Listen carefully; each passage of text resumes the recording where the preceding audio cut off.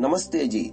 43वीं श्रव्य कणिका श्रीमद् वाल्मीकि रामायणम। इसके अनुवादक, संपादक एवं टिप्पणी करता है परमहंस स्वामी जगदीश्वरानंद जी सरस्वती और पुस्तक का प्रकाशन किया गया है विजय कुमार गोविंदराम हसानंद नई दिल्ली द्वारा। हम अयोध्या कांड के चतुर्थ सर्ग को यहाँ प्रारंभ करते हैं। अथ चतुर्थः सर्गः। इसका शीर्षक है माता का आशीर्वाद। प्रथम श्लोक।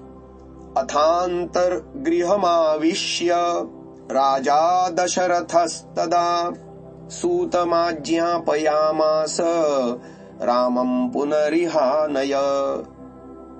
अथ यानी मंत्रियों को विदा करने के पश्चात महाराज दशरथ ने अंतःपुर में प्रवेश करके सुमंत्र को आज्ञा दी कि श्री राम को पुनः यहाँ ले आओ। द्वितीय श्लोक। प्रतिगृह्य स तद्वाक्यं सूतः पुनरुपाययौ रामस्य भवनं शीघ्रं राममानयितुं पुनः। सुमंत्र महाराज की आज्ञा को शिरोधार्य कर श्री राम को पुनः बुला लाने के लिए शीघ्र राम के भवन में गए। तृतीय श्लोक। द्वाहस्थैरावेदितं तस्य रामायागमनं पुनः श्रुत्वैव चापि रामस्तं प्राप्तं शंकान्वितोऽभवत्। जब द्वारपालों ने सूत के पुनः आने की सूचना दी तब श्री राम सारथी के पुनरागमन की बात सुनकर शंकित हुए। चौथा श्लोक। प्रवेश्य चैनं त्वरितो रामो वचनमब्रवीत् यदा गमन कृत्यं ते भूयस्तद्ब्रूह्य शेषतः। उस सूत को शीघ्र ही अंदर बुलाकर श्री राम ने कहा, तुम्हारे पुनः आने का जो प्रयोजन है वह कहो। पांचवा श्लोक। तमुवाच ततः सूतो राजा त्वां द्रष्टुमिच्छति श्रुत्वा प्रमाणमत्र त्वं गमनायेतराय वा। सुमंत्र ने कहा, महाराज आपसे मिलना चाहते हैं, आप जैसा उचित समझे करें, जाने या न जाने में आप स्वतंत्र हैं। छठा श्लोक। इति सूतवचः श्रुत्वा रामोऽथ त्वरयान्वितः प्रययौ राजभवनं पुनर्द्रष्टुं नरेश्वरम्। सारथी के वचनों को सुनकर श्री राम शीघ्रता पूर्वक महाराज से मिलने के लिए राजभवन में गए। सातवां श्लोक। तं श्रुत्वा समनुप्राप्तं रामं दशरथो नृपः प्रवेशयामास गृहं विवक्षुः प्रियमुत्तमम्। श्री राम का आगमन सुन उत्तम एवं प्रिय वार्ता करने के इच्छुक महाराज दशरथ उन्हें अपने निज गृह में ले गए। आठवां श्लोक। प्रदिश्य चास्मै रुचिरमासनं पुनरब्रवीत् राम वृद्धोऽस्मि दीर्घायुर्भुक्ता भोगामयेप्सिताः अन्नवद्भिः क्रतुशतैस्तथेष्टं भूरि दक्षिणैः। श्री राम को सुंदर आसन पर बैठने का संकेत कर वे बोले कि हे राम, अब मैं बूढ़ा हो गया हूँ। मैंने बहुत दिन राज्य करके मनमाने सुख भोगे तथा अन्नदान पूर्वक प्रचुर दक्षिणा वाले सैकड़ों यज्ञ भी कर चुका हूँ। नौवां श्लोक। न किंचिन मम कर्तव्यम तवान्यत्राभिषेचनात् अतो यत्त्वामहं ब्रूयाम तन्मे त्वं कर्तुमर्हसि। तुम्हारे अभिषेक के अतिरिक्त मुझे और कोई कार्य करना शेष नहीं है, अतः अब मैं तुमसे जो कुछ कहूँ वैसा करो। 10वां श्लोक।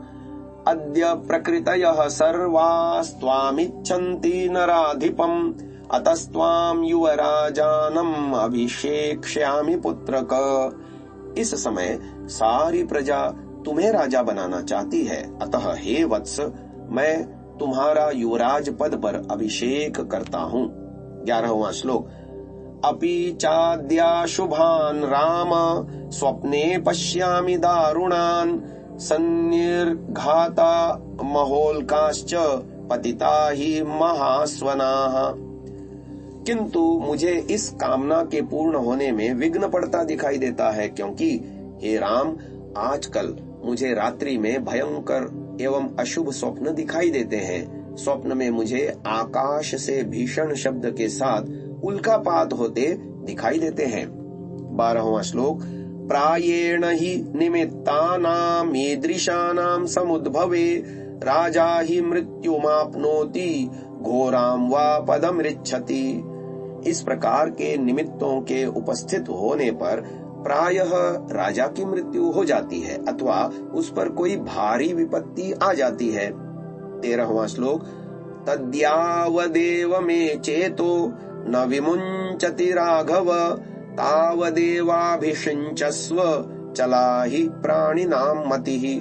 अतः हे राघव, जब तक मेरा चित्त ठीक है, मैं होश हवाश में हूँ, तभी तक अपना अभिषेक करा लो, क्योंकि मनुष्य की मति का कुछ भरोसा नहीं।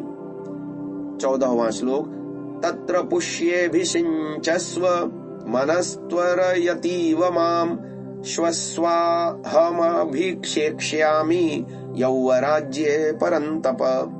हे शत्रुनाशक, कल पुष्य नक्षत्र में तुम अपना अभिषेक करा लो। मेरा मन मुझे शीघ्रता करने के लिए प्रेरित कर रहा है, अतः कल ही तुम्हारा अभिषेक हो जाए। 15वां श्लोक, तस्मात् त्वयाद्य प्रभृति निषेयं नियतात्मना सह वध्वोपवस्तव्या दर्भप्रस्तरशयिना। अतः आज से ही तुम सपत्नीक नियमानुसार व्रत उपवास करके पत्थर की चौकी पर कुशा बिछाकर शयन करना। 16वां श्लोक, सुहृदश्चाप्रमत्तास्त्वां रक्षन्त्वद्य समन्ततः भवन्ति बहुविघ्नानि कार्याण्येवं विधानिः। तुम्हारे मित्र सावधान होकर चारों ओर से तुम्हारी रक्षा करें, क्योंकि इस प्रकार के कार्यों में अनेक विघ्नों की संभावना होती है। 17वां श्लोक, विप्रोषितश्च भरतो यावदेव पुरादितः तावदेवाभिषेकस्ते प्राप्त कालो मतो मम। जब तक भरत अपने मामा के घर है, तभी तक तुम्हारे राज्याभिषेक का उपयुक्त समय है, ऐसा मेरा मत है। इस पर पाद टिप्पणी लेखक महोदय लिखते हैं कि महाराज दशरथ के साथ कैकेयी का विवाह इसी शर्त पर हुआ था कि कैकेयी के गर्भ से जो पुत्र उत्पन्न होगा वही राजगद्दी का अधिकारी होगा। उस समय अन्य किसी रानी के कोई संतान नहीं थी, अतः दशरथ ने यह शर्त स्वीकार कर ली थी। अब कौशल्या के गर्भ से उत्पन्न राम ज्येष्ठ राजकुमार है।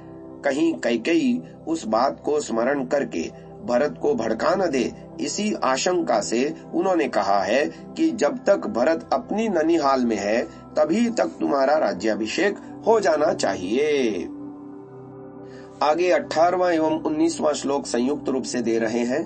कामं खलु सतां वृत्ते भ्राता ते भरतः स्थितः ज्येष्ठानुवर्ती धर्मात्मा सानुक्रोशो जितेन्द्रियः किन्तु चित्तं मनुष्याणामनितयमिति मे मतिः सतां तु धर्मनित्यानां कृतशोभी च राघवा। यद्यपि तुम्हारे भाई सज्जन हैं, बड़े भाई के कथनानुसार चलने वाले हैं, धर्मात्मा, दयालु और जितेंद्रिय भी हैं, परंतु मनुष्यों का मन चंचल होता है और धार्मिक एवं साधु पुरुषों का मन भी चलायमान हो ही जाता है। 20वां श्लोक, इत्युक्तः सोऽभ्यनुज्ञातः श्वोभाविन्यभिषेचने व्रजेति रामः पितरमभिवाद्याभ्ययात् गृहम्। हे वत्स, कल को होने वाले अपने अभिषेक का स्मरण रखो। अब अपने घर को जाओ, पिता की आज्ञा पा, पिता का अभिवादन कर राम अपने घर को चले गए। अब यहाँ पाद टिप्पणी दी जा रही है, ये बातें गोपनीय थीं, अतः सबके सामने कहने योग्य नहीं थीं। इसीलिए दशरथ ने राम को दोबारा बुलाया था और उन्हें अपने निजी गृह में ले जाकर ये बातें कही थीं। आगे 21वां श्लोक आ रहा है। प्रविश्य चात्मनो वेश्म राज्योद्दिष्टेऽभिषेचने तत्क्षणेन च निष्क्रम्य मातुरन्तः पुरं ययौ। राजा दशरथ द्वारा अभिषेक की आज्ञा के अनंतर श्री राम अपने भवन में गए, फिर वहां से वे तुरंत अपनी माता के भवन में चले गए। आज की इस श्रव्य कणिका को हम यहीं विराम दे रहे हैं। ओम